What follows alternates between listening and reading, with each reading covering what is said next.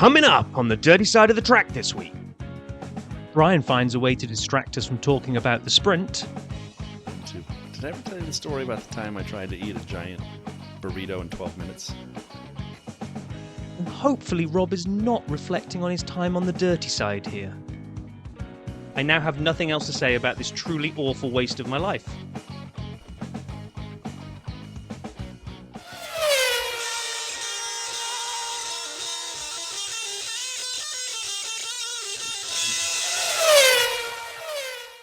Hey now, welcome to the dirty side of the track, America's leading Formula One podcast. That's Rob, I'm Brian.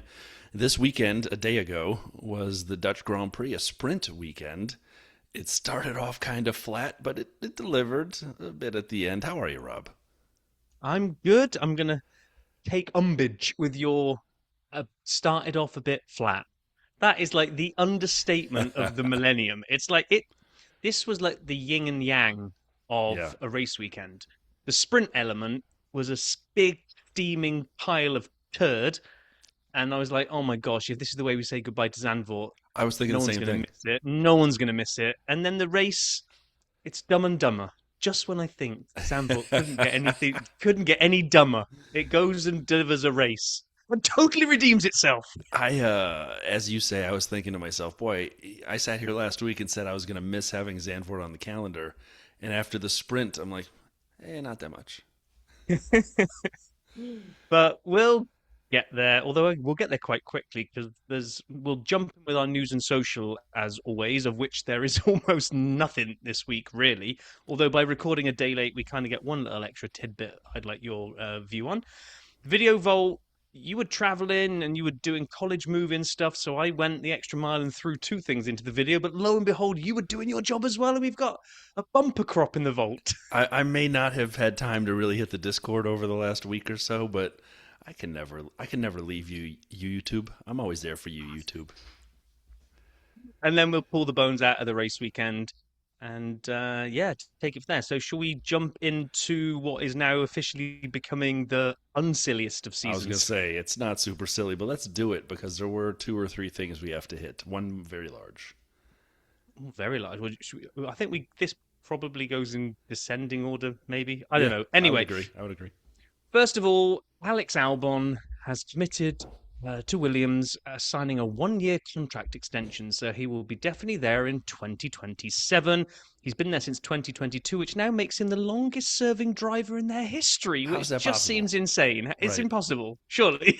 I mean, I didn't go back and search anything on this, but I was a little shocked by that. And then you kind of get spurred on by like, all right, so Damon Hill won in 96, and then he was gone, and then Jack won in 97, been there for a year, and then Heinz Harold, and you're like, and this is they move on. And Mansell bounced, I think to Ferrari and back again. Yeah. So I mean, you start thinking, and I guess maybe, but still, it seems in a long history, 5 years. Doesn't seem that long, but there we go. It said he had been considering his future after a slump in Williams' fortunes. But he said, one tough year doesn't tell the whole picture, and it only gives me more motivation to keep building and keep pushing together with the factory and our fans to achieve great things, said a pre-written PR message that Alex read out. No, sorry, from the heart. From the heart, Alex, he meant it. Exactly. Chat Alex Albon. So then on the flip side of the Williams garage, Carlos signed a multi-year deal to stay with Williams. He said, you signed a 1 year? I got a multi-year, baby. And, this is, as Rob and I have talked about a couple times, in ascending order of impact. Not that Alex isn't a great driver, but Carlos had been rumored to go to other teams. And so when you start taking him off the board, now the geography changes. And we say, all right, Carlos stays at Williams for a couple years. James Vowles still has his selling magic to tell them, don't worry, this really fat, slow car will be better at some point. And they're both like, sign us up, James. And then you say, all right, the biggest domino, the biggest impact, the thing that could make this season silly has been Max. What'll happen with Max? And he signed a deal till 2030 to stay with Red Bull, which is a long time, and he's been there a while. And I think it's kind of cool that he's going to stay with the same team. I don't know why, but there's something to it for me that just made me feel good reading that news. Yeah, which basically means that really, given that I think I read something today just before we recorded that Alonso is looking like agreeing another 1+1 deal, then we know that Stroll ain't going anywhere. I think we're down to the Haas boys and Yep. maybe Isaac Seat, Yep. and that's about it, is it? And We're going confirming Alpine. Racing Bulls, I believe, need to Oh, be yeah, confirmed. But I'd yeah, be yeah. shocked if we didn't see Arvid there for sure. And why would they do anything with Liam? He's shown himself well both this Well, weekend. there's a Yeah, little man called Yuki that knocked on the door this weekend, so I we shall know. see. I know. And one thing that did happen before the race week, but kind of we'll probably talk about more in the race weekend itself, was that Isaac. Well, first off, oh, Isaac went boxing and broke his wrist was the big splash line clickbait header. What it was as part of his just regular exercise workout, which may have involved sparring. He had discomfort in his wrist. He's had it scanned. There is a hairline fracture in there, but he could have raced this week in theory. But they said out of precaution they'd sit him out for a week, and he should be back for Monza. So yeah, it meant that and I want your take on this because Yuki didn't replace Isaac. Yuki went in and they said, "Hey, Liam, we know you're really settled in the racing balls now, and you put all Yep. that stuff with Red Bull behind you. And you seem really settled. You're on an upward trajectory. Well, how about you don't race that car that you've been learning all season? How about you go up there and have another shot in the Red Bull with all of the world's media attention on you, and Yuki can just come in and drive your car." I think Luke Smith said it the best. Lawson replacing Hajar, who replaced Sonoda, who replaced Lawson, while Sonoda replaces Lawson alongside Lindblad, who replaced Hajar, who replaced Lawson, who replaced Sonoda. Right. Could we have, why, like you say, why wouldn't you just put Yuki in the Red Bull if it's a substitution and then make it clean? But instead, we have to knock down the entire set of dominoes. No one knows where Brendan Hartley will be racing next week, but I'm assuming somewhere in Red Bull or Racing Bulls because he's part of the family too. It's Yeah, just it was a weird one. It was a weird one.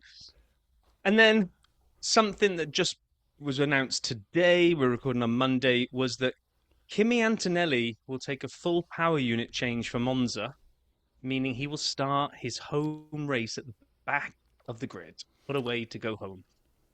Toto, I love. We'll come back to this. This is foreshadowing some of the stuff that we'll talk about in the race. But Toto just dismissed any sentimentality about. Well, it's his home race. Don't you want to give him to put on his best show? And he said, "Well, our calculations say that this is the best track to take it on. Our algorithms don't take nationality or sentimentality into consideration. We're here to fight for a championship, not get the most PR. So that's what we're going to do."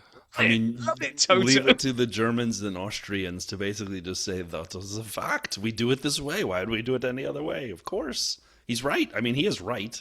We Oh, both he agree is. he's right. No one disagrees Yeah. with him. But at the same time, as you said, the SAP stat you found, the first time since 1776 that a driver of Italian origin had been leading going into the Italian Grand Prix, leading the championship. And they're going to have Kimi, instead of starting him in Milan, they'll be back in Bologna, starting from his house. But that's okay, because you know It. what? It's a high speed track, and we Well, know this is the Mercedes thing. likes the high speed tracks. Exactly. They've said, look, if they do the calculations, this is the best place for him to take it. He has to take one soon. So take it now, and maybe he gets like some amazing drive through the grid from the back, and we'll see how it goes. I think he will, George, actually. I think he could as well. George is also due to exceed his allocation soon because Mercedes have had some problems with their reliability this year already. It said, yeah, with George, the discussions are ongoing about where we take it. The next suitable opportunity after Monza could be Baku because that does emphasize power unit performance and top speed, as well as giving us some opportunities to offset a grid drop. So yeah, it looks like Merck know they're in trouble with their power units this Right. year. This might not be the last one, maybe. Well, and I mean, what tracks do we often see this at? Brazil. Yep. We often see the engine undercut. We see it at Brazil. We'll see it at Azerbaijan, Monza, Spa. So the high speed ones we always see, people taking these as needed. But yeah, I don't want to get ahead of myself, but I can't wait for the Italian Grand Prix. I can't wait for Kimi to go home leading. I can't wait for his engine penalty. I can't wait for the whole thing to happen because there's some magical about Monza. So I'm already Well, looking forward to it. and do you know who might be seeing this magic unfold?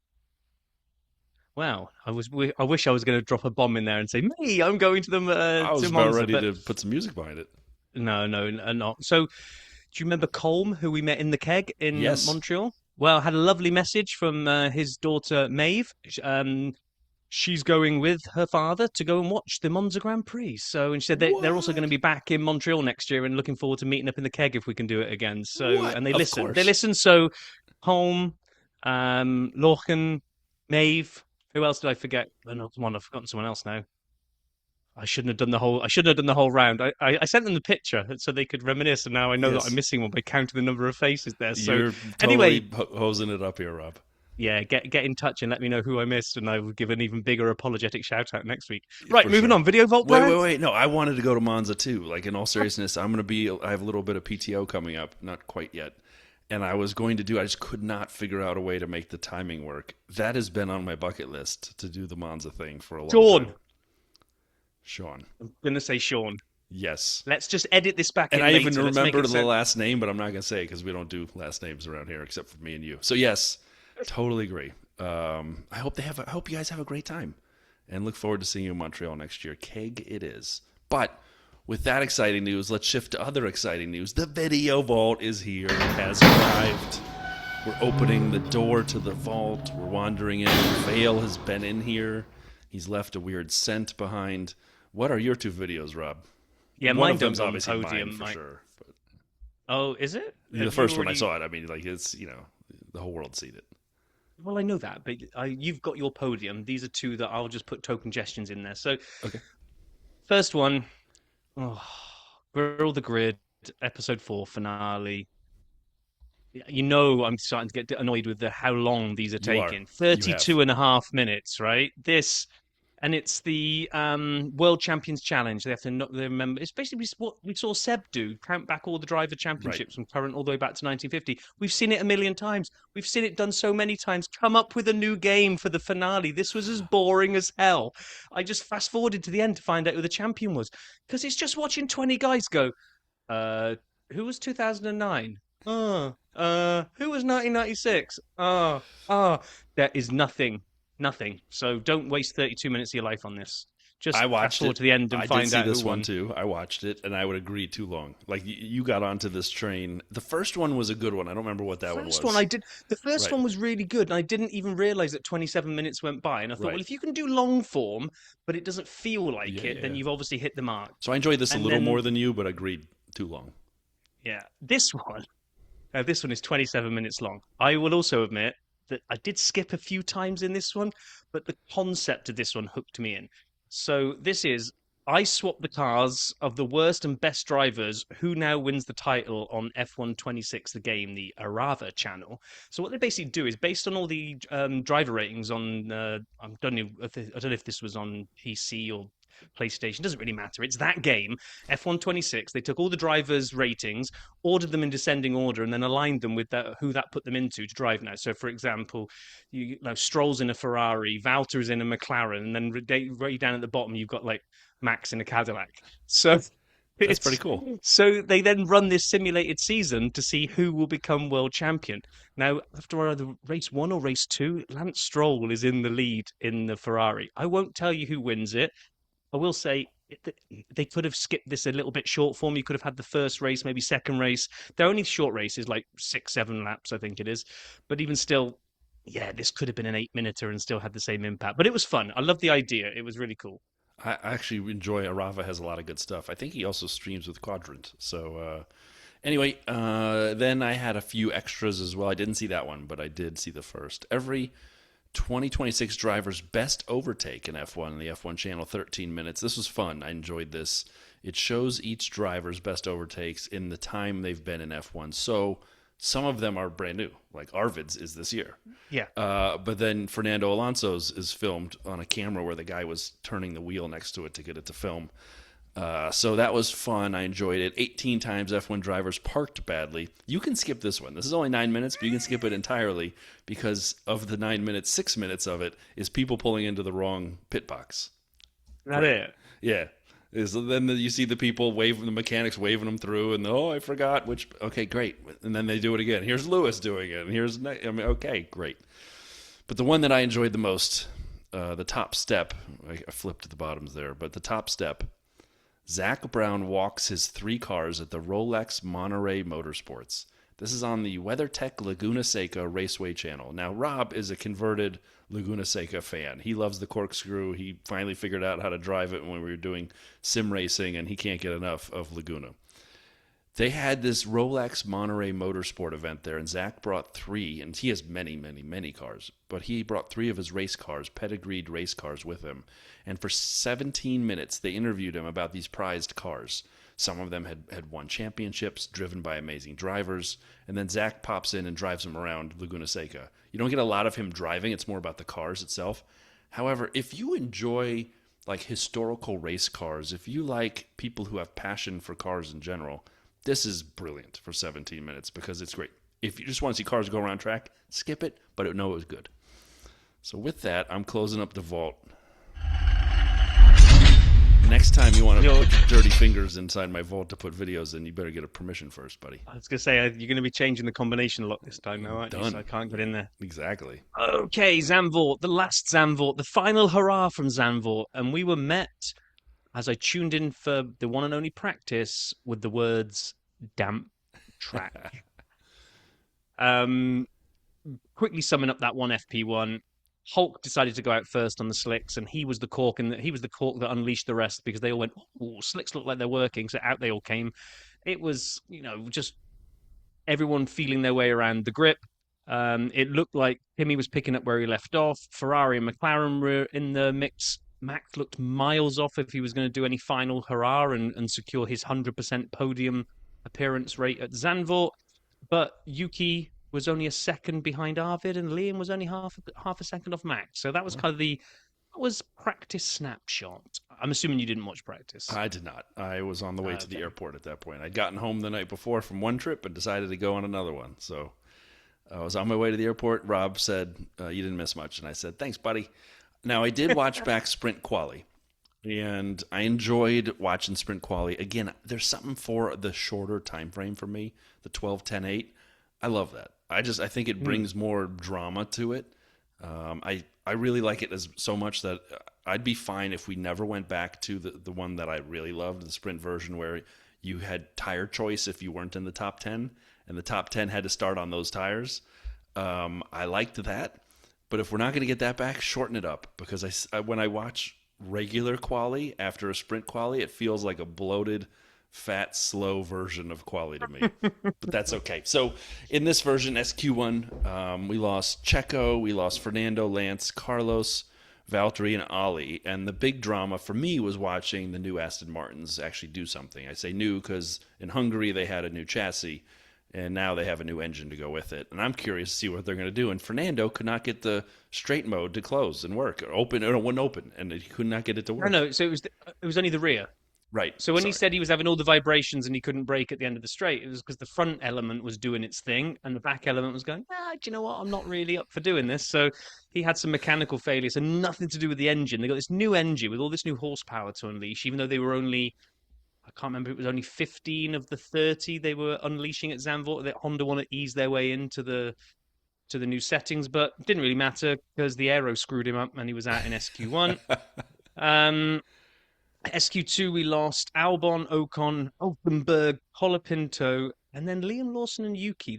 I thought, do you know what? They both did really well, considering they had one free practice in the damp to try and get their hands on this new car for both of them, and full new regs for Yuki. I was going to say that, and we'll talk about that as we go. Like Liam moving from Racing Bulls to Red Bull is obviously a different car. Like people want to say it's a sister team, and no, they're different cars. And so he at least had some previous knowledge of the previous car, how Red Bull set things up, but still different car. So that's a big task. For Yuki coming into new regs he's never driven, a completely different way of using the battery, I was really impressed by Yuki's weekend. Yeah. And it was short notice. It wasn't like he had 2 weeks of summer break to say, I'll practice. It was like Thursday or Wednesday night. He's like, I'm driving? And I thought he did great. He did brilliantly. He did absolutely brilliantly. So then, go ahead. Yeah, and then we moved on to SQ3, where really probably no major surprises. Even though I'm going to say Kim is down in fifth, obviously he is a surprise, but maybe wasn't, because like when I did my podium predictions, I didn't bank on a Merc doing too well because they've never won here, and Kim has never done well here. So I was like, okay. So when I look at this, I got George in pole, Lando second, Charles next, then Oscar, then Kimi, then Max, then Lewis, then Gassman, Bort, and Lindblad. Like none of it. Yeah, Kimmy may be an outlier. Max would have liked to have done better. Lewis would be a bit disappointed in that, but I mean, top I did seven tell is you Max would not podium here, and I said that from the beginning, and I said I didn't think he had a chance. So that was not a surprise to me. The only thing I kind of know, Kimmy went off in SQ1, so he had a floor yeah, damage from head that. floor damage. So yeah, Yeah, so at the fifth, again, I'm assuming he lost some points of downforce. I do like the friskiness of the McLarens. Ruth Buscom had a thing on Twitter, and I read it, and I sort of understood it, which is good for me. Get those 7 brain cells working, and it said oh, you that. grew a new one. No, don't tell anybody. They were rubbing each other together to get fire ideas. And the hamster said, Ruth pointed out that McLaren has made certain decisions in their gearbox and the way they use the Mercedes engine. And there are certain tracks where they anticipate being better than others based on what they've already committed to. And as they look at it, the biggest one was they expected Zandvoort to be their second best track of the season. And so I saw that. I go, oh boy, maybe I should have put more McLaren in my fantasy team and thought more about it. And then the first comment was, this is AI slop. I go, wait, is someone accusing Ruth of using AI to write her stuff? And then I got real confused and I didn't value it as much as I should have. And then look at what ended up happening. Lando was second, Oscar was fourth in quali, and they'd go on to do pretty well. What a great story. Do you want to play Paul's view of the Friday? Let's do it.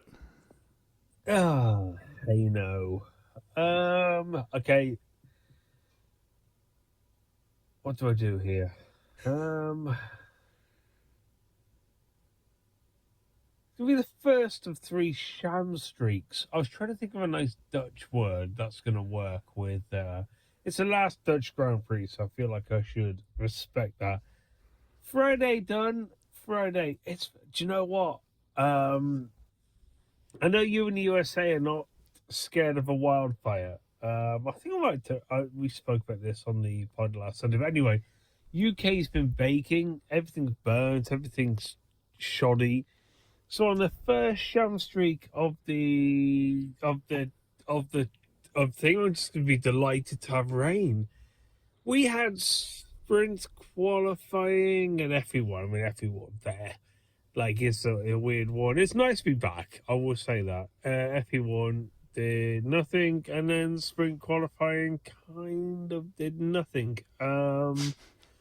George on pole, well, I guess. Obviously, it's a big statement from him, so mad ferrets on that. Anything else? Yuki, obviously, yeah, Yuki and Hajar and all that gubbins. Excellent from Yuki, to be fair. Jump back into a car at really short notice and deliver a performance like that, I think is commendable. Equally for Liam Lawson as well, Yes.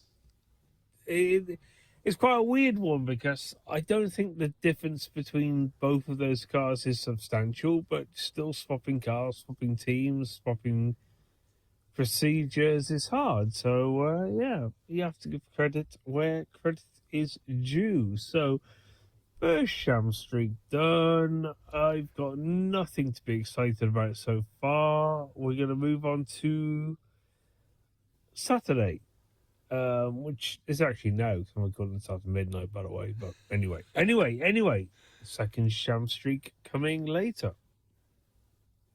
So I realized as I played that, I got so excited for Paul's report. I forgot this. No, save the music until. Oh, you're going to do it now.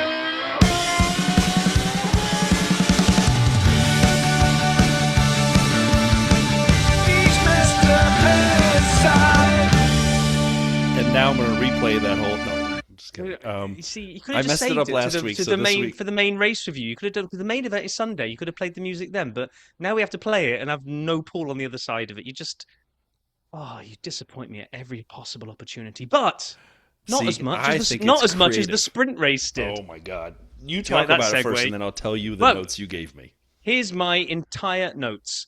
Go Kimi takes Oscar at the start. Yes. Charles takes Lando on lap 18. I now have nothing else to say about this truly awful waste of my life. There we go, sprint race.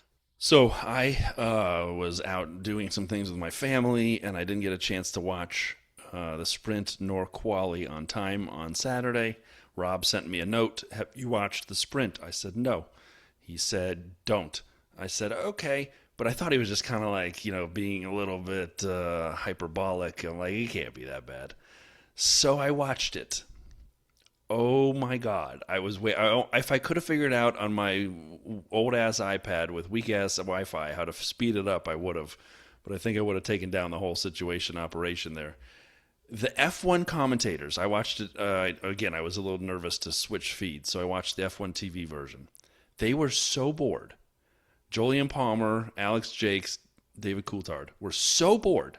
They spent 3 laps talking about the name of the Tarzan corner and the veg patch, which used to reside there, from the guy who used to own the track, who was nicknamed Tarzan. And they were curious if his wife/girlfriend, if he had one, was nicknamed Jane. That was 3 laps of time. I need to just pull you up on something. I didn't just say don't. My actual message to you was, just so that people can Yeah. understand what I laid out for you, I said, I won't spoil anything for you, but I'd recommend watching the sprint highlights rather than wasting valuable minutes of your life watching the whole thing. I tried, Brian. I tried to help you out. You You did? could have just watched. I'm sure the F1 highlights package must have been at least 30 to 40 seconds long. Of what? Of the two of Kimmy at the Two start getting overtakes, Oscar. two overtakes, and 2 replays, and then watching George win. Because I'm not going to waste any more time. The sprint. Oh my! Those slot car, we call them Sky Electrics in the UK. Yeah. What they called over here? Electric cars. Electric. If you lined up all 22 cars on the grid and just held the button down, other than, like I say, moving Charles past Lando, and then Kimi taking Oscar and Charles past Lando, those are the only 2 moves in the entire race. In fact, I won't even call it race. There was a great online comment that said a real bold move by F1 to decide for 24 formation laps. So it was George, then Charles, Lando, Kimmy, Oscar, Max, Lewis, and Pierre rounding out the points. For the sprint, the highlight for me wasn't those 2 moves. It was that in the last couple corners it started to rain. And I said if only that had come sooner, it might have made this thing interesting. The only way rain can be disappointing is when you get 4 drops of it on the last corner of a horrendous sprint. So that was moving on. Moving on to quali. Quali. Yeah. Well, yeah. So I was looking forward to Fernando, unleashing these extra 15 horsepower because he'd only been let down in SQ1 by the fact that his rear Wing. flappy flap didn't Right. flap properly. Right. So he'll be all right this time, won't he, Brian? He won't go out in Q1 with Lance again, will he? No, he's going to do that. And the highlight for me here is we lost the 2 caddies, we lost the 2 Astons. Interestingly, we lost Ollie in the Haas instead of Esty, so I was a little confused by that. And we lost to Williams, not a shock, but it was interesting to see Alex make it through. So again, I know that sounds weird. We only lost 1 Williams, therefore one has to have made it into Q2. But the fact that one made it into Q2 was shocking. I can't explain the logic in my mind any better than that. A Williams out in Q1, not a surprise. One of them made it into Q2? What? And then, as I said, one did make it into Q2. But we lost in Q2. We lost Alex, Esty. We lost Franco, Nico, Yuki, and Pierre. So again, great effort by Yuki. He was 12th, so he just was a couple positions away from making it to Q3 in the Racing Bulls. And so I loved that. I just loved watching that. I thought that was great. Yep. Great job by Yuki. And the fun thing for me at this point is we're seeing more, and we'll talk about it in the race, more Pierre and Yuki together. They were 11th and 12th. Hashtag Pukey. The bromance is back on like it never left. Love it. And then Q3 was the most weird feeling of watching quali that I think I've seen for a very long time. So cars go out and do their first stints. I don't even remember who was where, but we basically looked like we got like a bit of a shootout. That was it going to be Norris, Russell, Antonelli. Piastri was looking like he'd remembered how to drive fast, and both of the Ferraris looked quick as well. So it's like, okay, this is going to be a big shootout. They all go off, they all do their laps, they come back in, and all of a sudden we kind of get this like it's like the Benny Hill music starts playing in the pit lane, where they're like, we think rain is coming any minute. We're all going to have to get back out now if we want to go and put another lap in. So literally, after only sitting in the garage for about what felt like 30 seconds, they all just jump back out again. We've got to go before the rain comes. And the commentators really over-egged it because whoever it was out first. I can't remember. Was it Lando was out first? I went early, yep. Lando went early, and they're like, he might be the only one that gets a lap in. Well, that rain never really came, but it was enough to frighten everybody into thinking they all had to do it. So they all went out and put their laps in. And then we had Lando sitting back in the garage, just sort of, playing Tetris or something on those screens that they put in front of him, and everyone found out their finishing positions pretty much while they're just sat in the Right. garage. And instead of coming across the line with that's pole position, buddy, woohoo! It was like Lando had put the fastest time in, gone back to the garage, sat and had a cup of tea, and then when nobody else beat him, they went, "That's pole," and he sort of went, "Oh." It was, it was I the agree. most weird reaction, but I kind of enjoyed that sort Uh, of random drama that it brought out because everybody did something they didn't want to do. They didn't care what order they were in anymore now. Like you had, was it George trying to get past yes. In the Oscar and pit then lane. trying to take Lando as well because Yeah. he wanted to get out? And He took it was Oscar just in the pit lane, and then he's trying to chaos. pass Lando, and they're racing. They're literally racing to get around the track, and the commentators are going nuts. I thought that was kind of funny. It was George who was doing that.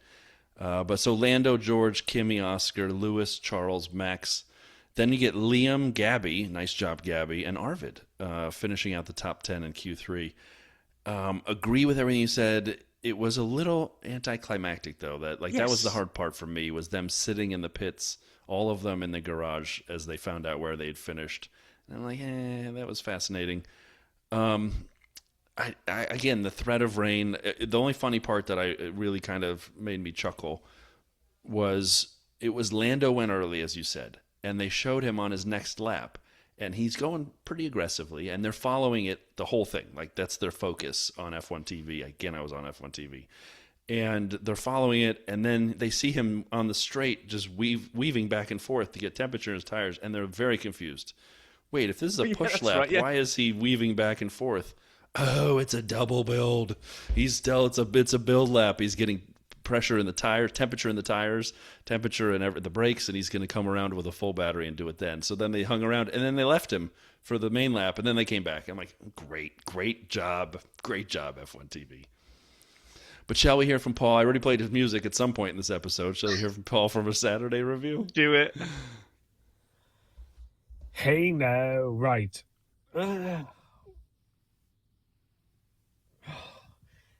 I don't know if I don't know what I'm doing here. Like, Existential crisis. second show streak, and we have the sprint race. And was it good? No. No. I mean, Charles overtook Lando. Was it? I mean, yeah. God, it's really hard actually for me. I love circuit racing, but I just don't know if it's delivered anything so far. The weather again has been unreliable. It's been dodgy. Kind of could have done with that rain towards the end of the sprint race, a little bit closer towards the end, just to mix it up. But so far, it's been a little bit up and down. Not a lot really going on. Not a lot to be excited about. Am I buzzing for the rest of the weekend? I think we need more. I don't know. It was okay. It was okay. The trouble is here. It's so tight and twisty. It's like it's a weird kind of Monaco feel. You get the start finish straight where you can overtake people. So we shouldn't be surprised there's not a huge bundle going on. But at the same time, I don't know. Tomorrow looks dry, cloudy, moody, but dry. But the trouble is here, rain can appear out of nowhere. It's not like Spa where it will just appear. You can have some warning, but yeah, look, okay, let's benefit the doubt. Let's play with fire. Let's say tomorrow's going to be good fun for the third sham streak of the weekend. I'm not holding out much hope. Qualifying, again, it's no real big shocks. Again, excellent Yuki. I would just say Yuki very quickly. Yes. I love Yuki anyway. I think I've made that clear.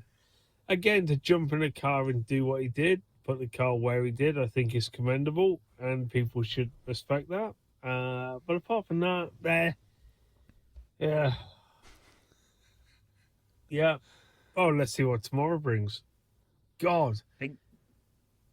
I would say it's good to be back. I'm not sure. I'm not sure yet. Maybe I'm a grumpy old man. Nope. There's every chance. No, you just saw it as it was, Paul. But it was horrendous. We saw the same thing. We totally agree with you, my friend. So then we wake up for Sunday, for the race itself, the proper race. And it was one of those things where you kind of look at Zandvoort and you say, you've got some making up to do for the last couple of days. And Zandvoort said, hold my beer. I got something for you. I just got to say this as we get into it and kind of talk about it. I really liked some of the overtakes that occurred. Like, they were so bold that there were a handful, not on the straight, as Paul said, into turn one. There was some on the back. Spoil anything Hold yet? on. We'll talk about them when we get there. All right. I'll just say this. There were some that made me stand up, like, Yes. and Yes. shout. 3 of them or so. Keep your powder dry, I'm man. getting people ready to listen for what those are, buddy. Let's go. Let's talk about it. So I turned on the TV and I'm seeing that it's wet. Well, it's not, it's damp, drying. We had rain before the start of the race. They did a weird recon lap behind the safety car, Right. which was, I mean, we've seen wetter races start on inters. And given that all these guys were starting on slicks, I wasn't really sure of why. Was it because they all decided they were going to start on slicks, so they allowed them to have like a slicks recon lap just to No, make I don't sure know it why. wasn't inters? Because it wasn't really that wet. I It was mean, just that it was what I would like to file as greasy, which you knew was going to cause drama. we were at a race this year in Canada where some people started on inters, and it was a drying track. It was a little bit more drizzle to come, but it was not really, inters. And they didn't do a recon lap. We did two aborted starts, and then one finally got the third one to work. But that was a different problem. So I was a little confused with the recon lap. It wasn't as though it was so much rain where you needed safety to depend whether it was inters or full wets. This was either slicks or not, and it was slicks for everybody. So Yeah. whatever. Slicks for everybody. So we had Lando lining up alongside George. George needed to nail a good start to try and propel himself past the papaya boy. But what did he do? He committed the schoolboy error playing Mario Kart. He held the button down from the beginning. He should have held it down on two Two, to get the mushroom exactly. start. He held it down from one. And as he pulled away, or didn't, and the back end just swirled sideways and I watched all that wheel spin, I was immediately reminded of the Mario Kart wheel spin at the beginning. And he went nowhere. He just went sideways. Totally. And then he literally went to the right to cut off. Was it Lando that he cut off as best he could? But I think it was Oscar. I think it was Oscar that he Okay. actually hosed up then. So he goes straight to the right after he finally gets some traction. And Because Kimmy gets straight through past Kimmy him. again gains a big spot Yeah. at the beginning. To every race this weekend, Kimmy was like, well, I'll take a spot right now. Thank you very much. Start near the front and get even better. But for me, that's fine and good. The thing that grabbed me at the beginning was you saw a Red Bull go wide early on, and it was Max. And then you saw the car on the inside was Liam, and he didn't push Max on the start-finish straight at the beginning off, but other people did. But Liam didn't bail out. And so around that banked corner. Oh my God. So first of all, Liam stuck with Max through turn two. He kind of lost a little bit of traction, but he did not back out. So when they get up to the bank corner at 3, Liam is alongside him on the outside. So Max has to go on the inside, and they go through like synchronized swimmers. They're going through together. I don't know. How did they not take each other out? And they touched. It looked like touched a little, but very lightly on the tires. And again, at this point, I'm thinking, what is going on here? Like, I was loving it. I'm stood up screaming at my TV, telling that Zandvoort has just delivered in 3 corners more than the entire sprint race had managed to do. And so, like, as you're trying to watch everything, you're trying to work out where everyone is. It's not the longest lap in the world at Zandvoort. No. So all of a sudden, the camera catches the start-finish straight as we watch Lando making his way down there. And in the background, kaboomski. A car is spinning. It hits a wall. There's bits everywhere. At this point, we have no idea who it is, but it was. You could tell it was probably a Red Bull, even though it was in the background. My money's on Lawson at this point. He's just jumped into the car. It's not his regular setup. It's damp. He's getting feisty. He's trying to overtake Max. He's overcooked it. Yeah, he's pulled a Liam. I'm waiting for the lollipop man, safety car guy to go, Liam. But then they zoom in a little bit and they go, Verstappen's dropping down the timing tower. It's Verstappen is out. I'm like, wait, what? And then they showed the replay, and I do believe, and again, I've been sort of traveling and busy, so I have not seen any sort of accounts of it, but I'm fairly confident he touched the white paint right on the inside line, one of his wheels. Someone said the rear wheel. Maybe rear wheel, I think. Something. Or he just floored it ever so slightly too soon coming off that corner. Something, yeah. But what was interesting to me, so obviously, thank God he's fine. He walked. That was because it was worse than it looked. Like he took off like a rocket straight to the wall, Yeah. which was scary. Like it's one thing to lose traction, another thing for the car to actually bite at some point and then go, "Oh, the wall, bang!"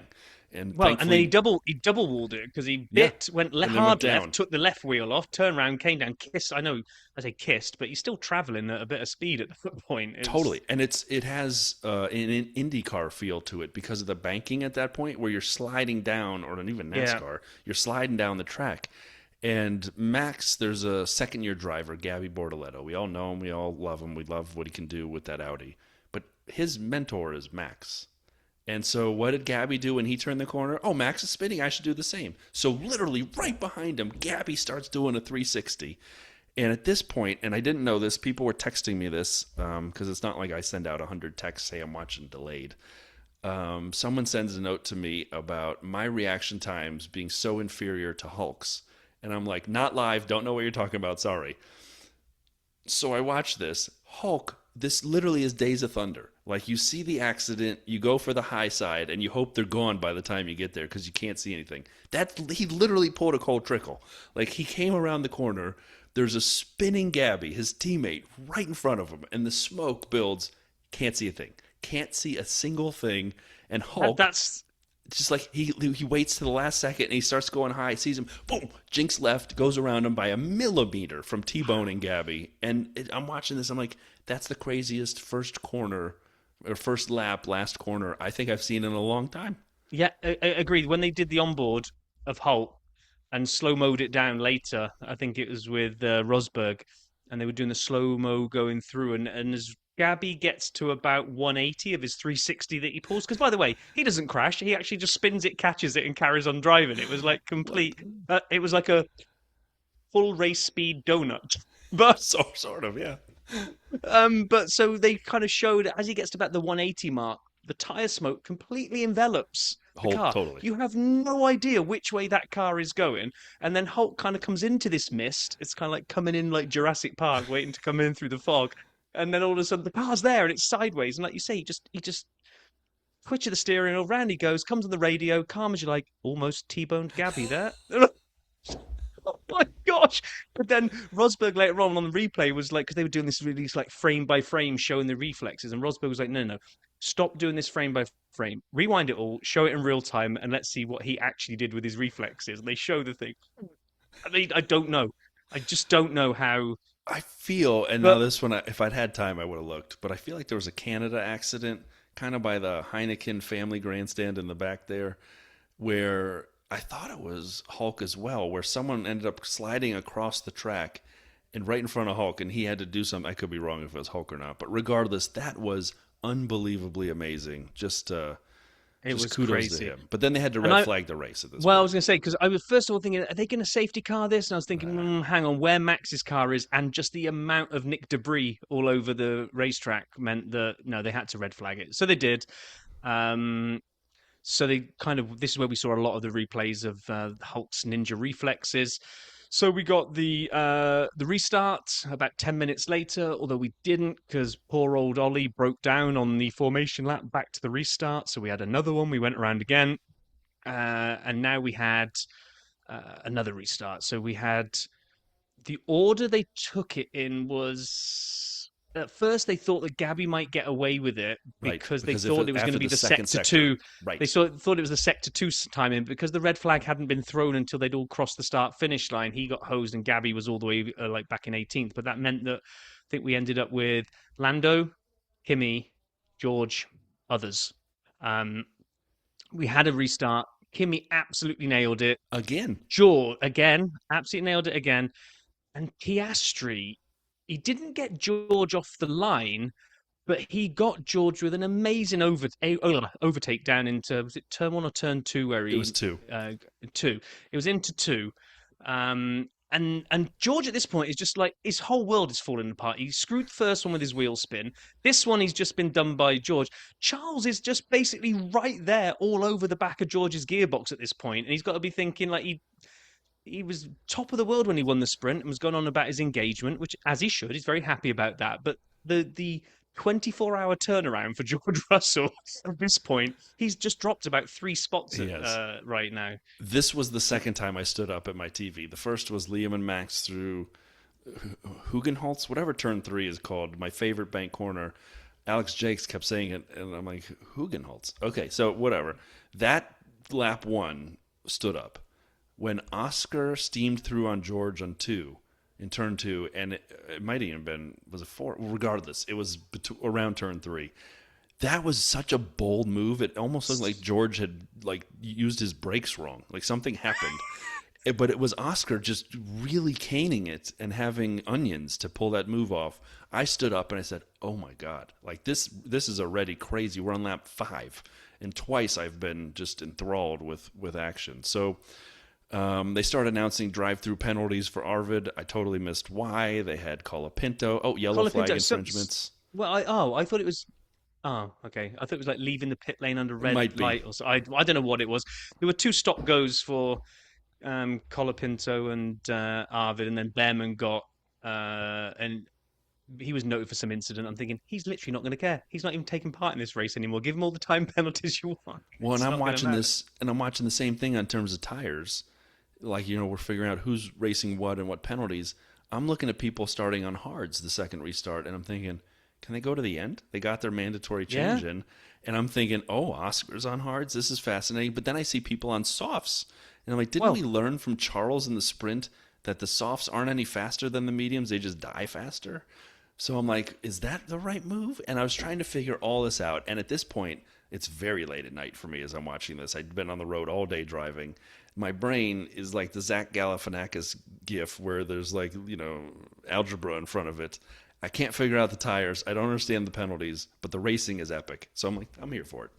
yeah. So lap 10, I wrote a note here that sort of summarizes what you just said. I said top 3, and they're all on different tires. Antonelli's leading on mediums, from Norris on soft, with Oscar tucked up behind on hards. And Charles has set up a little campsite in George's overtake zone, which he's going to be there cooking burgers and making lemonade or whatever. He's got a little campsite that he just set up right behind George, which he's going to stay in for a very long time. But by lap 12, we've got kind of Antonelli and Norris were off into the distance. Oscar to Lewis down in 6 was pretty tight. And then we'd now already got a 4-second gap to Lawson and then a lot more to the rest. So we were literally only 12 laps in after the restart, and we kind of got this kind of pattern kicking in. And this just feels like I kept writing about Charles. Is he closer this lap? Can he put a move on this lap? Can he? And the answer was no every single time. No. At which point I got up to lap 16 and I wrote, I feel like Sap would be writing lull right about now. I was thinking it, but one of my favorite radio messages happened right on lap 16. And it was when they said to Lando, we need more, we need all the pace you got. How's your pace? And he goes, this is pace 0. I've got nothing else to give. Because he was chasing Kimmy. And so Yes. I'm thinking, pace 0? Like, are there clicks? Like, do we know? Like, oh, I'm at pace 5. I'm having a coffee. I'm watching TV in here. I've got my phone. I'm playing, watching TikTok. I'm on pace 0. Nothing else to give. And I'm like, is that accurate? Yeah. I'm like, is it code? But I'm like, interesting. And as we came out of that, like to snap me out of this lull while I was debating whether or not you would Pit have written it or stops. not, lap 17, Charles is now just like, So I don't know, close. he'd been camping out in like 0.7, 0.8, and all of a sudden we went and watched someone else do something. The camera came back to Charles, and he was 0.25 behind George, literally glued to his gearbox. I was like, oh my gosh, he's going to get him, and George boxed. Box. Came in for hards. Got dropped into so much traffic. This did not feel like an optimal planned out pit stop. I don't know No. if Charles was harassing him. They just thought they needed to do it. It wasn't a great stop. No one had And great let's stops. let's put a little pin in that one because that's going to come back many, many times today. And I want to ask you, Brian, why? I don't. What? I wish I had an answer. Dust, sand in the wheel guns. I don't know because then, as you say, George boxes on 18, on 19, Oscar boxes to cover off George, and they're like, "Well, a good stop here," and Oscar has him. 5.4 seconds. 5.4 seconds, and then he comes out. Oscar comes out, and he lost that position. George was ahead of him, and that cost him at the end of the race. Now, Oscar's pace also fell off a cliff, so I don't think it would have made a big difference. But at this point, it did. It cost him a position because of the slow stops. Everybody. Why do you think there were slow stops So lap everywhere? 22, I wrote Kimmy boxes, as does Norris and Charles, and all three of them have subpar Yes. stops. Not one of them beat 2.6 seconds. No. Like, what's going on? Are they all eating fish and chips and looking at seagulls in the pit lane, and they forget these cars are coming in? I really didn't know what was going on. And Um, there was part of me at this point, after you talk about these slow stops on lap 22, I was, and I didn't say this, but when I mentioned the tire thing, I also wrote Alex went to hards, and he was 11th early on after the restart. And I'm like, oh yeah, Albon points incoming. He's going to make it to the end. Well, he didn't. And at this point, he was up to 7th because of the pit stops. And I'm like, Alex Albon and the Williams, the new contract engagement, 7th place? Sign me up for this? And then you watch Liam Lawson just take him like he's going backwards. I'm like, oh, God, the Williams is so bad. And then we had like on one of your TV shows when they swap out your favorite character with a new actor, and you're supposed to just believe it's the same person. Well, that kind of basically happened because Piastri caught up and made up the time that he'd lost to George, and he set up camp in George's overtake zone. So it was a day when everyone just came to camp out in George's overtake zone, not actually overtake him, just sit there and just harass him for lap after lap by getting down to about zero point 0.4 seconds and then not doing anything. Lap 25, Lewis pits came in and actually had what I wrote was an okay stop because they managed to do it in 2.6 seconds. It's like, But they left him out there for a while, if you remember. And so yep, he came out behind Charles. He was 7 seconds behind Charles after he hit his pit stop. And I'm thinking, A, they're all slow, and B, there's some losers here. Lewis is losing out. Oscar lost out. I'm like, there's going to be some losers because of pit stops. Pit stops. But it made it drama filled, and I was there did. for it. And then we kept getting more action on track. On lap 27, we had a massive Arvid Hulk Gasman battle for 10th. I could not get enough of this. It only lasted like a lap, but it was a Oh, spicy lap. Couple laps. oh, couple of laps because it was. So we had this like tale of two sets of fortunes where well, the Hulk is obviously still buzzing from his turn one ninja reflexes. He's just got his body is liquid adrenaline at this point. But so the gas As man opposed to comes in. solid adrenaline that people have, eat a piece of adrenaline. No, no, his whole body. I don't just mean the bits that would normally be adrenaline. He is just now pure adrenaline. So Okay, gaseous Gasman comes adrenaline. round. Gasman comes round and tries to put this big move on Wimblad, and it completely screws the pooch. He basically gets blocked out, doesn't make it, and the Hulk is like, "I've got this." He comes storming past the Gasman, and then goes around the outside of Limblad Yes, on turn one. the Turn one. outside. The outside. So, I stood up again at oh, this point. it was This was superb. superb, and it was. I don't remember the last time someone went around the outside of turn one. Now it's easy because turn two kind of happens quick, so it's almost Yeah, like a switcheroo sort of early setup, if you will. But I loved that move. I loved that move. Way to go, Hulk. And then a lap later, we look, and Pierre, who had been in that battle, is now getting overtaken by Yuki. He's getting, and again, it was not on turn one. It was like turn 3 or 5, not three, it was 2 or 4, I visualized Gasman was 7, sitting my there in his notes. car going, so hang on a minute. I was all feisty and had this move set up on Limblad and it didn't quite work out. But then the Hulk came. Where'd the Hulk come from? I mean, what the hell's going on? And while he's working all this out, he has to watch Yuki go screaming past him as well. It wasn't a good couple of laps for Pete. No, Pete Gasly was not, but it was lap 29 on turn 7, excuse me, where Yuki took him. And at this point, I'm yelling, Pukey, Pukey, hashtag Pukey, we're back. Oh, and we're 29 of what, 72 laps? I'm loving it Yes. at this point. Yeah. So then maybe I fell asleep or didn't write notes for 4 laps I because had my nothing till next update 34, was so 33. I've got that Norris has now made it into Kimi's overtake zone, and Oscar is doing his best to keep Charles at bay. But Charles then is having a right go on lap 34. Oscar defends it. He takes the low line through turn 3, thinking, ah, ha, ha, I'll block you with the low line. And Charles just goes, well, I'll just get you into turn 4 instead, then, my friend. That was another. I was up again at that one. It was a me too. great overtake. Me too. Totally agree. I wrote that too. He sealed it going through 3 into 4. I loved it. And then Lewis gets Oscar in turn 1. And I just, again, I was really enjoying this, and then we started seeing the leaders box. At least for me, my next note. If I don't know if I'm missing anything for you, 41 Kimmy pits Oh from no! the lead. Again, no. Well, you've missed. Yeah, So I missed lap something. 36. Did you not see Alonso coming out of the pits and almost collecting Lando as he I actually must have came been out eating and rejoined Cheetos the at this point. racetrack? So, and it was one of those things where maybe I wasn't paying attention or I was writing notes because for me, I looked up and it was just like boom, camera changed and it was just an Aston Martin looked like because we were on board with Lando and an Aston Martin just came out of the pits and just how they didn't collide, I really don't know. Lando did not get lucky with traffic at that point, but after all of that, he got back down to within a second of Kimi, and I think it was then lap 40. It was Kimi and George Yes.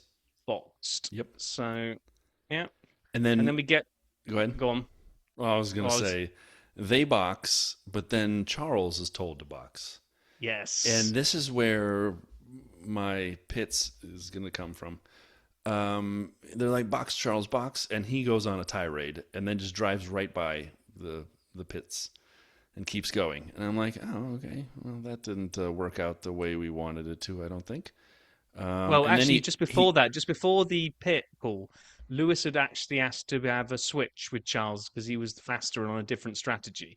So it was building. You've got Lewis saying, like we always hear the mask, or tell him to move over. I'm the faster car. Yeah, they always say that. But then Ferrari did tell Charles to come in, and he didn't. Wastes another lap, and then finally does. and Lewis He gets gets. as Oh, irate on his radio. yes, I mean, he's yes. mad, Well, mad. I wrote here, I go, Charles Pitts, finally, it's another slow one at 3.5. What the hell is going on with Pitts today? Lewis is not happy. He comes on the radio and says, great way of wasting time. Good job. Because he's just watched his chase down on the cars in front go sideways because Charles has kept him back for a lap or two. Um, it's just, this is what I was referring to with Toto earlier on, and Lewis is going to mention it at the end of the race. But Yes. they were talking about on the commentary that Ferrari come over the radio with questions for their drivers. They don't come over the radio with instructions for their Right. drivers. So Mercedes will come on and say, we're boxing now because we need to do da da da. There is always a because and a why, and basically you have to do this because Or we've just worked do it it. out, and our job is to do this kind of stuff because we're looking at data. So it'll be along the lines of we're going to box now to cover off Lando, or we're going to box now to cover off this, or we're going to invert the cars because of blah blah blah. Which they will Driver do doesn't shortly for reasons we will driver talk doesn't about. even need to. Okay, they can not like it, but they don't have to do any mental gymnastics other than what they're already being asked to do to drive the car. They've got Right. a clear instruction. We're doing this because Ferrari come on and go, what do you think? How are those tires looking? And it's like, you've got all the data. You know exactly what shape the tires must be, and you've got all the telemetry in the world.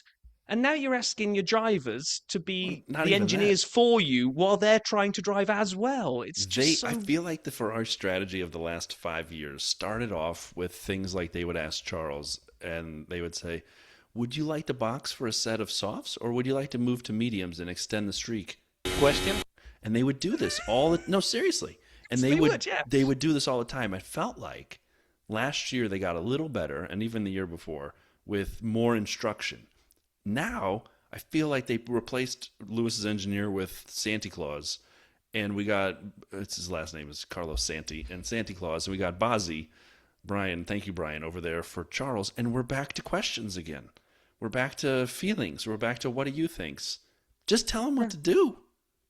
They're coming on like mid race and saying, would you like to go to softs now, or would you like to consider the pasta bowl or the burrito bowl for dinner tonight? Exactly. Because we're ordering out from Chipotle and we want to know what you want. Right. It's like, chicken or what? steak. Question? I'm like, no. And so I'm with you. I completely agree with Yeah. that. And this will come back. This will come back later. So Lando boxes on lap 47. Mhm. It's a 3.2 second stop, so pretty quick for Zandvoort this weekend. He comes out and he's just over 5 seconds behind Kimi, but now with a nice healthy tire offset generated, is what the commentary team say. And boy, oh boy, did that turn out to be an understatement of a decent offset. So 49, he comes out 5.2 seconds behind Kimi. 51, laps later, count them, 1, 2. He's within a second. He's within a second, and he's into Kimi's overtake zone. He was just absolutely gobbling up the time. He was absolutely flying. Lando was like when Lando's nails it. I do like seeing. I want to see all the cars converging performance, because when we can get all of these drivers being able to throw these cars around track to the best of their ability, it just makes it so much better. I don't want to see Totally agree. Kimi, even if Kimi, and I do like Kimi, and I'd like to see him win the championship, I don't want to see him drive off to the distance every No, I don't week. So either. watching Lando just gobble up the distance in a supposedly inferior car, I'm like, oh, What yes. what I loved in the last time was, so I didn't count, third or fourth time of the race where I was just shocked by an overtake, and just I will go back and replay it later, was lap 54. So Lewis hasn't boxed. He's out there still whinging about the strategy. And Antonelli's behind him, kind of slowed down a little bit by Lewis. Lando's on this charge you just described. They get to turn one, and Lando's like, what do I have here? And he decides to go on the outside of Antonelli. Lewis is kind of taking a wider line through the corner, and Lando gets Antonelli, but he gets so close to Lewis. In order to finish this move through turn two, Lando actually affixed the front of the McLaren nose to the gearbox of the Ferrari of Lewis, and they were basically touching. And it was the only way Lando could get this move done on Antonelli. The only chance he had was to follow and push Lewis through, get Kimi, and he did. And at this point, you knew Lewis was a sitting duck because Lando's car's faster. It came alive later in the race, whether it's fuel load, whether it's the tires, whether, as we talked about, it's the way the tires, the hard tires worked for Lando and the Aero. Whatever it was, Lewis's old-ass tires, he was not hammer time anymore, and Lando took him pretty soon thereafter. And that was Lando's victory at this point. Like when he went through on Antonelli like that, a rocket, and hung on to Lewis and then dispatched Lewis, I'm like, wow. Yeah, in the build up to that, I'd written lap 54 as they were all coming down that sequence of corners. The top three are all covered by less than a second. Yeah, It was Hamilton, Antonelli, Norris, and it was something like 0.89 across the three of them. I'm like, wow. it was And wild. the lap before, I think Piastri's radio told them that they thought Lewis might try and go to the end. No, No, not a chance. And then, although maybe he could have done, we'll never know because a VSC came out for Ocon was stopped. So Lewis, Charles, and Oscar all pit and get a cheap one under the VSC. Kimi pits as well and drops him back behind George. And then before Lando could decide whether they were or they weren't going to try and take advantage of the VSC, it ended. So we'd kind of got um, George and Lando hadn't come in and got a cheap stop. Lewis, Charles, and Oscar had. I was like, oh, okay, what's going to happen here? Um, but Lando just seemed to extend. It was like there was a little bit of drama as like, is he going to be penalized by not making that stop? No, he just kept extending his lead over George. And then Kimi starts chasing down George, and I'm like, oh, here it comes now, because now Kimi's got the fresh set of tyres. yep. Didn't Just really. before the You go ahead. just before the big call, unfortunately, then we got the Valtteri to retire the car moment, which was Yeah. pulling it in again. So that was disappointing. But then this was not what I was not expecting. Lap I wasn't either. 65. Okay. I wanted to know your view on this. We get the call that Mercedes say they will invert the cars this lap. George isn't happy, but credit to him, he yields into turn one. He doesn't put a big drama on it. He gets out the way. He asks something like, "Is he going to fight for the win?" Or right, exactly. Is he getting? Yeah. Is he have a shot at the win? So he And the answer he was pulled, silence. answer was silence.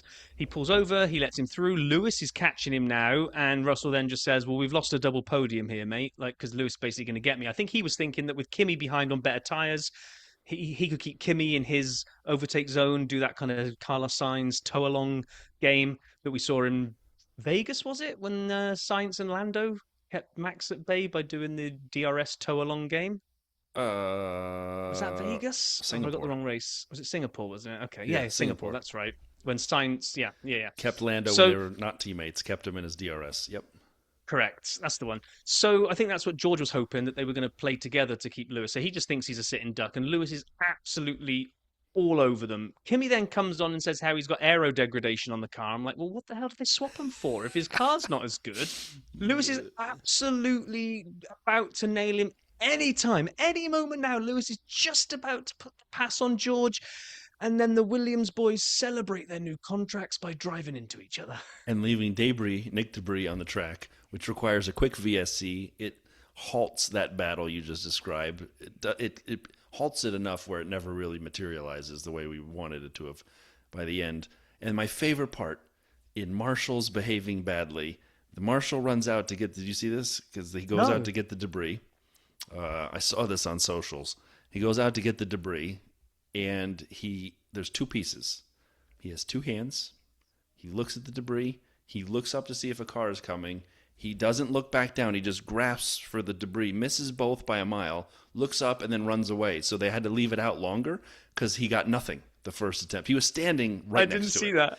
Right next to it, made it, but he was, if I were a marshal, I'd be freaking out waiting for an F1 car to come around the corner, so I probably wouldn't even run out there. I would have tripped on my shoes and been face down in the gravel, box, saps into the gravel. But, it was funny. The marshal missed everything. And just on the Williams thing, it wasn't Alex's fault at all. Sainz got really feisty and just locked up big style and was just a passenger Alex. as he just slid into Alex. So the VSC came to an end. Lawson got a 10-second penalty for something, but he was a million seconds clear of the person behind him, so it didn't matter. Lewis did catch George again and was going to be shaping for another one where all of a sudden Charles starts getting feisty on Lewis and tries to put a move on him, which causes Lewis to have to back off George to defend, which now means nothing happens. I'm like, Charles, you've just screwed this twice. You didn't pit when you were supposed to and get out of the way of Lewis and give Lewis a chance at going after the podium, so you've not played the team game there. And at the end, when your teammate could go and get more points for the constructors so you can actually take it to Mercedes, you've just gone and stopped him. Yeah, enough Charles hate. We did that already earlier this season. I don't want to hear anything about my boy. Charles Chuck Leclerc. He did not cover himself in glory in that. Didn't. So Lando wins. Well-deserved victory for Lando from Kimi, from George, Lewis, Charles, Oscar, Liam, Hülkenberg, Fernando Alonso. We didn't mention him. We didn't see him other than when he almost collected Lando coming out of the pits. We didn't. But somehow he's gone and snuck that extra 15 horsepower into ninth and got some more points for Aston. Pete Gasly got a point. We don't know how because every time I saw him, things weren't going his way. And then he just finished 10th.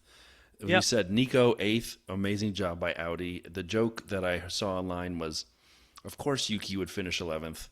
That's the Yuki move. He did finish 11th. They said, but he's taking Nico's or Gabby's place, the Audi's place 11th. I'm like, hang on a second. Rob and I determined that was Audi's place 11th a long time ago, long before anyone else was mentioning it. So Matt P1, if you're listening here to get feedback for your show, can you just give us a shout out at some point? But anyway, I thought, as you said in the notes here, I would agree 100%. The race salvaged the entire weekend because it was a turd in the punch bowl.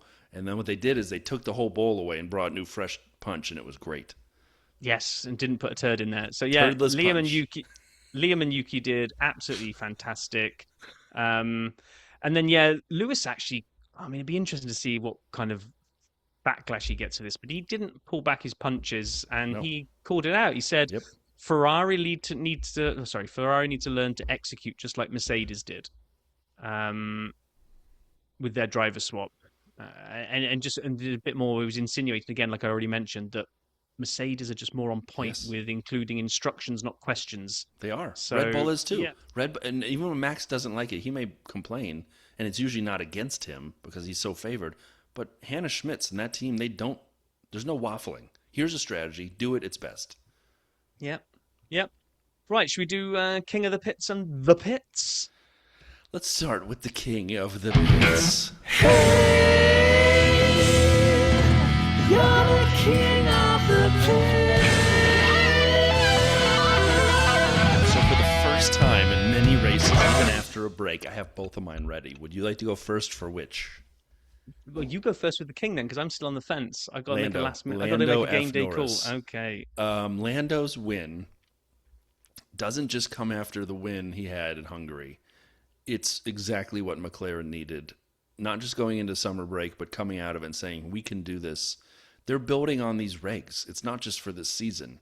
And I don't know what happened to Oscar's pace the second half of that race. No. Every time he was we looking saw back him again. He was looking back at the he beginning. That looked great. overtake on George, he looked amazing. He looked great for the first half of this race and most of the weekend.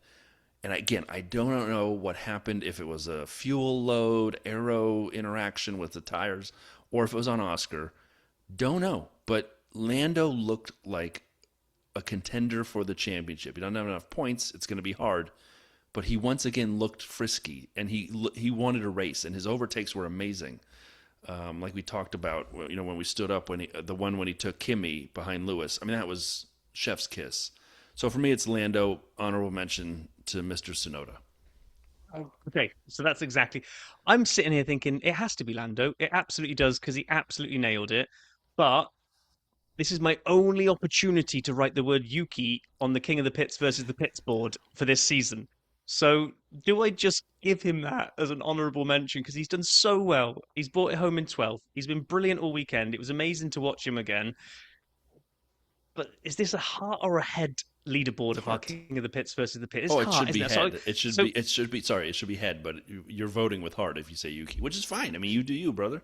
No, I have to give it to Lando because he was brilliant, and just Yuki has to get a new King of the Pits, which is called King of the One-Time Pits Award for drivers substituting in at Zandvoort. The best part is we give these fake honorable mentions on a little podcast that doesn't actually matter in terms of the way it works. But we Wash your mouth out. Hold on, we keep our winners, so it's not even an honorable mention. It's like an honorable unmentioned.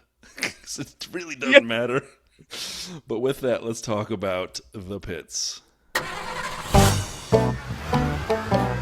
You're the pits. Robert J. Vale, you are up for the pits. Ferrari, and I don't even want to discuss it. Great, me too. Ferrari strategy, I was going to say, but Ferrari. Yep, that was mine. I even tipped it when I talked about the way they messed that up. So and didn't. Yeah. Anyway, moving on. Shall we hear the third shallywhacker, whatever Paul called it, for the weekend? Let's do it. Hey, no, that was the race. I'm in quite a noisy pack of environment. So first of all, apologies if it's a bit tasty. That was kind of the third Sham Streak. That's race done. How was that for everyone? Considering I've actually been slated last week, I should be quite positive. I enjoyed that. As did we. I did a little bit of rain at the start, kind of spiced it up a little bit. I'd love that to have been more. And it was quite a tricky start because we weren't entirely sure whether it was going to be dry into start. And it's one of those, do you gamble, you not gamble. And then unfortunately, it got to a point where it dried up so much that it just become a dry start for whatever compound you want to run. Didn't favour everyone, as Max found out to his peril. It's quite a biggie, that was. Such a shame, actually, the last race here. I'm actually gutted for everyone in Holland because it was sort of it's such a shame. Trying to dampen the mood a little bit. But apart from that, the actual race, I mean, we were in it long enough we'd sort of sat there and actually watch it and enjoy it. It was quite good. There was a really good battle for the front. Lewis was a little bit whingy. Was that strategy bad? Was it not bad? I mean, I don't know. It's a hard one to answer, I guess. Just looking at where they finished. Could they have done better? Could they have done worse? You got to bear in mind in conditions like that as well. It's also quite a hard call to make. It's easy to sit there and probably pull bones out of everything that they did today. And when you got someone like Lewis whinging, he's not seen the bigger picture either. But, look, let's be realistic. All Kim is going to do is finish ahead of Lewis and George, and he did that. George put up a really good fight. I think he struggled, especially on the restart, to where I think he'll be quite upset with that. But actually, as a race, I genuinely thought it was quite good. Great to see Yuki back. I really enjoy watching him. A little gentle nudge and a reminder that he's still around. That was really good to see. But yeah, again, some demons to figure out in our car with Valtteri. I don't know what happened about that second stint, but we don't know that. It might just be the fact that we had the issue that retired the car in the end, and it was a gradual thing. That's for the guys here to decide. That's literally what's going on at the moment. Lots of people around the car looking at it. We just got to keep our heads up and go again. But it goes into the age-old thing. The size of the task is huge, and it was a weird kind of new problem, I think. I don't exactly know if it's a new problem, but I believe it was a new problem. And when it's based on a new problem, that you got to kind of put your hands in the air and go, all right, it's going to happen. It's just an unusual one. Both cars have had issues with that all weekend. That's the reason Checo got pushed off the grid, as far as I know. Look, let's regroup. Let's have another little bit of a mini break. Not that it is a break, but it feels like one. Regroup, and then a little tasty Monza, Madrid back to back, and then try and figure out where we are. But As far as sham streaks go, this was a good third one. I actually thoroughly enjoyed the race. I thought it was really good. Very sad to see Zandvoort go. If I'm being honest, I'm a classic track person. Is it a classic track? Sure, it was those, but in my opinion, it delivered us a good race at the end, and I think that's what we could probably remember it for. So yeah, Monza next, different track, obviously, a lot different in terms of the way it is, the layout of it, everything to go with it, long straights. Yeah, it'll be interesting, just something a little bit different. But look, guys, yeah, that's another race done, another one closer to whenever the end will be. Not in life, just the end of the season. Could be life, you never know. Ciao, Bella. Oh, you Hope gotta it's love not these life, deep, Paul. meaning philosophical viewpoints that we get Paul from is life the in the pit lane. absolute best. The absolute best. Absolutely brilliant. Right, okay then. Let's round out this race weekend. Driver standings and Constructors' Championship. Well, no difference at the top between Kimi and George because over the sprint hall and the race hall, they both came away exactly the same number of points. So those two stay where they were. But Lewis Hamilton gets pegged down to being on 183, the same as George, but he drops below George because of race wins. Lando Norris, two back-to-back wins now, 159 points. He's still a mile away from Kimi, but I tell you what, I think George and Lewis might be looking over their shoulders a little bit now with Lando cruising up there. I think see how Lando's that trying to plays put out. himself on for a second. I would love it if there were a way for Kimi to have one or two unfortunate malfunctions of his car. No crash. We would never wish that on someone, but like a DNF and Lando with a win. Let's tie this up. Let's get Lewis in there. Let's get a three-way battle for George, four-way battle for the championship. Sign me up. Yeah, definitely. So, means that Charles drops down into fifth, Max is down in sixth, Oscar in seventh, Isaac in eighth, even though he didn't race, Liam in ninth, and Pete Gasman poking in his nose into number 10.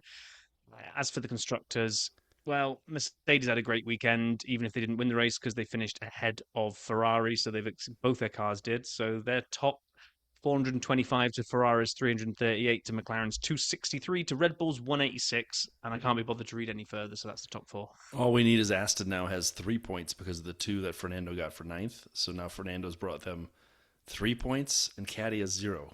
And I think what we're going to do is we're going to make sure everyone DNS's one race, and it'll just be a Checo Valtteri race, and we'll see who makes it the furthest. Yeah, not exactly. Who finishes first, who makes it the first. I'm sorry, that's a bad joke. Casino games. So we picked these with Paul last week, and one of us put Isaac on his team. Whoops. Yeah. So okay. So the roulette table gave us fourth position. Three of us picking what really is only a pool of probably 6 drivers that were going to finish in the top 4, and not one of us managed to stumble upon Lewis Hamilton. Paul went Oscar, I went Charles, you went Max, Lewis came fourth. Nobody got the roulette table. That's just really bad. I mean, 4th spot should have. Across 3 of us picking, we should have got that. So yeah, this is the one where it goes a little bit south for you, and well, a lot actually. But keep going. I'll explain why. So. Okay, first off, blackjack. Paul picked George and Lewis. He went bust big style because he got 27 points. You even said you have 2 potential winners. Well, he didn't pay heed to that. You picked Charles and Isaac. I picked Oscar and Liam. Now, so what I did was, because I thought, well, I'm not going to play this whole merry-go-round of following who was in which car. I'm like, well, no, you picked Isaac. And Isaac essentially for this race weekend got replaced by Yuki in terms of names of drivers. So you got Charles and Yuki, so you got 10 points for Charles. I had Oscar and Liam. Now, maybe Liam powered by a Red Bull rather than a racing ball was a little higher up, but I got lucky here, but that gave me 14 points for Oscar and Liam. Well, I mean, wait, you gave me a replacement? You should just give me 0 for Isaac, is the way I look at it. Well, Yuki didn't score any points anyway, so it essentially but became Isaac 0. drives a Red Bull. So the way I looked at it, my sour grapes in this story, I still agree with the scoring. I'm not complaining. But now that I understand yours, I'm more curious. Charles, 10 points. I get 10 points.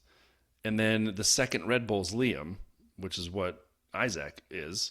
That's 6 points. I should have had 16 if we were doing replacements. I don't think we should do replacements. That's not how it works. I should have got 0 And for I Isaac.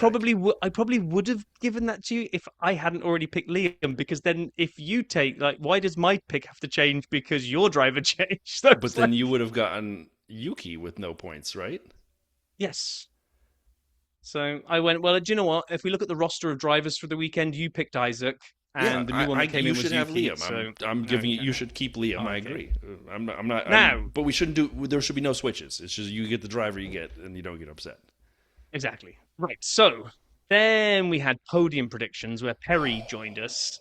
Now, I felt really stupid because I decided to sleep on, well, we all slept on George, by the way. None of us even thought he was going to be anywhere near it. Well, I thought, how stupid do we all look after he'd won the sprint? Anyway, you went Kimi, Lando, Lewis. Yes. I went, Perry went Kimi, Max, Lando, and I put mine in. And I went Lando, Oscar, Max. I was like, there's not even going to be a Merc on the podium here. And at one point during the race, I was looking really, really stupid at one point. In fact, at one point, you were getting really close to having the golden podium. And then Lando came to my salvation. He won the race, which means I get 3 points for getting Lando in the right spot. You and Perry both get 2 points for getting Kimi and Lando on the podium, but the neither of wrong you spots. got any of those drivers in the right spot. So bizarrely, my big bold prediction of dropping all Mercedes drivers and going with my heart and putting Max on the podium, I actually somehow scraped a win there, which is really bizarre. Nice work. Nice work. So for the I'm future, going to file that under we more don't by do luck than judgment. We don't do driver replacements for the future. So like so for the blackjack, if someone's out, you get what they get. That's what I got. I got 10. It was brutal. But good job by you nailing the Lando win. That's really good.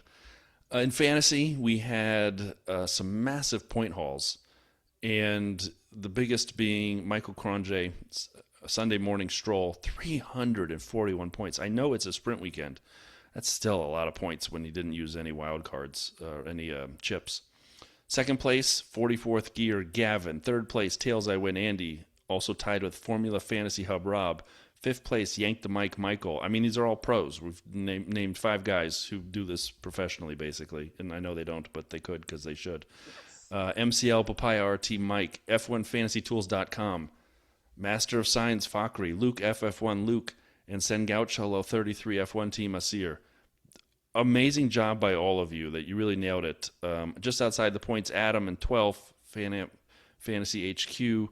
And the Sapman was 18th, and Rob has lost his login, so I don't even scroll down anymore because I don't think he's changed his team since the beginning of the season. Correct.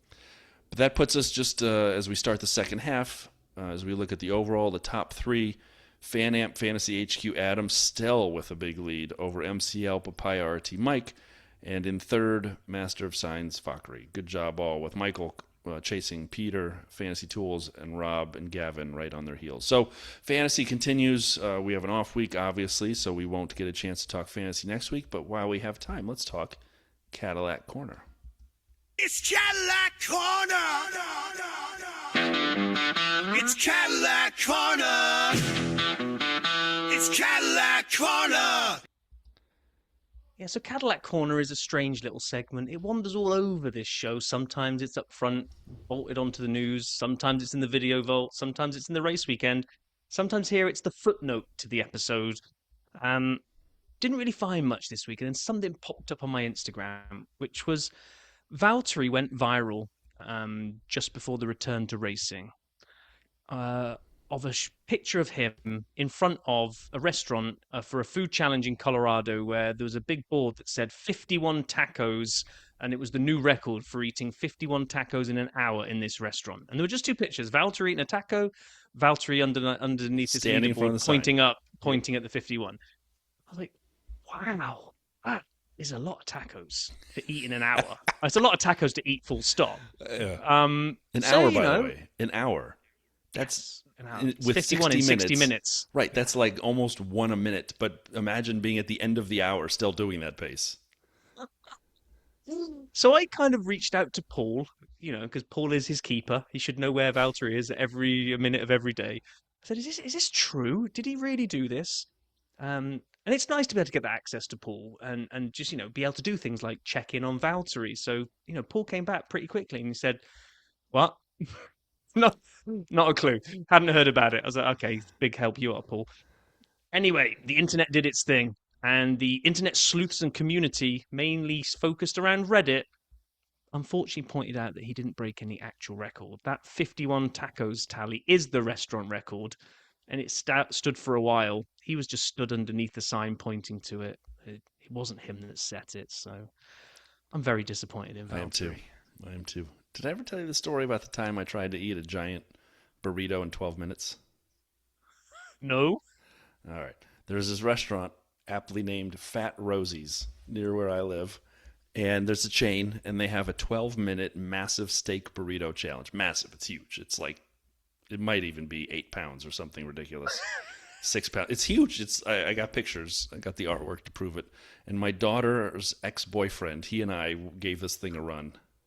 What?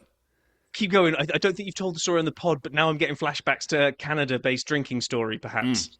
And so we decided that we weren't going to worry about the rules. I'm paying for it. You can get it free if you do it in 12 minutes. We looked at it. There's no chance.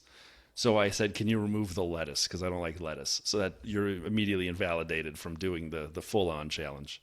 So the two of us get going, and I get through the first quarter of this burrito. Again, it's humongous. I've eaten a couple pounds of burrito in like 5 minutes or something ridiculous. So we get through this, and he does a pretty good job. My daughter's boyfriend does a pretty good job as well. And so we're getting through the burrito. We're having fun. And my jaw starts to hurt incredibly from the steak, the chewing of the steak. Huge mistake. I should have changed out for chicken or something. And by the 12th minute, I didn't want to ever taste steak again in my life. And I'm chewing it, and I think I'm like, I might throw up if I eat another piece of steak.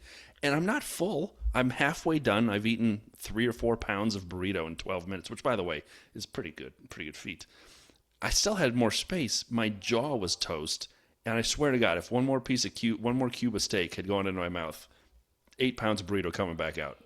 So the boyfriend made it to like almost 3/4. I made it to over half. And then I backed off after that. And I took the rest home with me, my section, and I never ate a drop of it. And I hate wasting food. Couldn't eat it. Couldn't look at it. I still haven't eaten steak since that challenge 2 years ago, or a year and a half ago. But I if I went back, I would try the chicken. I would substitute chicken. I'm paying for it anyway. I'm not going to win. I think I could do 3/4 of the burrito challenge. See, maybe that's what happened to Valtteri. Maybe he was after that 51 tacos record and just got, I don't know, 30 tacos in and just couldn't chew the tacos anymore and just like, if I have one more bite of taco, it's all coming up. I'm gonna hurl. Oh man. We'll have to get the real story from Paul. Surely now, they've got a week off. They can, hang out and just talk about taco stories because I'm sure that's what they do. So Paul, bring Valtteri up here. We'll go to Fat Rosie's. We'll have Rob come in. The four of us can sit there and see who can eat the most burrito. But we're substituting steak. Trust me on this. Your jaw will thank me. Rob? Okay, well, on that bombshell that Valtteri didn't break a record, we will find something to do next week. It will definitely be a race preview, and hopefully something else sprinkled in to constitute an episode. Sounds great. That was a fun weekend. It definitely saved it at the end, and that's all that I remember at the point was the good race. I'll forget the rest. Hope you guys enjoyed listening to our recap. We can't wait to talk about next week's preview for Monza and other things. We hope you all have a great week. Be well, everybody.